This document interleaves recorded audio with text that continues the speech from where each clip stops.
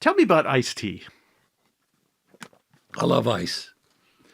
There's a character I would have never, the guy was a rapper. How did he get that job, Well, again, I'm not sure. There's a lot of little segues in there, but he was acting even when he was rapping. He was in like New Jack City, and there were some movies he did. And then he was in that Law and Order movie of the week that we did. Mm-hmm. And he was in that. And I remember Dick loved him in that. And the next thing I knew, we started SVU and he wasn't in it. And on the last episode of the first season, he showed up and they said, we got a new cast member. Because here's the thing. He's there and it's his birthday. So I know he's a rapper and I've been goofing around with it, playing around, trying to do some funny raps and stuff. It's his birthday, okay? So I go, today is your birthday, not yesterday or tomorrow. So happy birthday, Tracy L. Morrow. You can call yourself Ice-T if you wish, but anyway you slice it, you one crazy happy birthday. And How then did he react? this is it. He goes, Chief wrote me a rhyme. And I said, we kind of clicked right then. That's fantastic. Yeah. Oh, my God. That makes me laugh. He had me do it at the thing. Did he really? And I said, get ready to bleep. I mean, I said, I can fake it a little bit. But, when I started doing stand-up here in Los Angeles, 76, the star of the Improv was Richard Belzer. Oh, sure. And Belz was the kind of guy, it would take him 20 minutes just to say hello. And we used to call him the comedian's comedian. He worked for the crowd, but all the other comedians absolutely loved him. That character was so interesting on Law and Order. Tell me what it was like working with him, because many of the things he believed in, they kept in the character that he did on the show.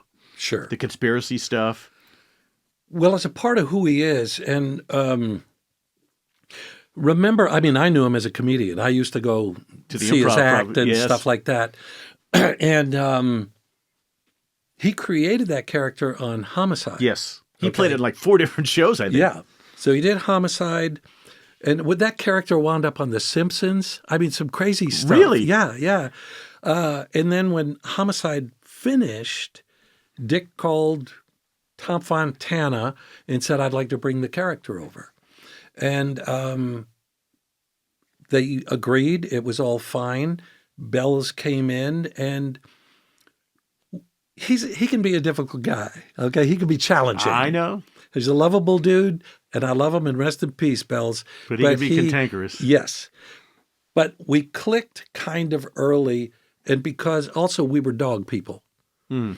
He had his rescue dogs. I was working with rescue organizations. His dogs always wanted to come into my dressing room. Oh, that worked out great for you guys. So if he's looking, it's like, they're in here, Bells. Yeah, he passed away. I think he was living in Europe somewhere, in Paris or something. Somewhere in France. Bozul. So he just decided to hang out there and...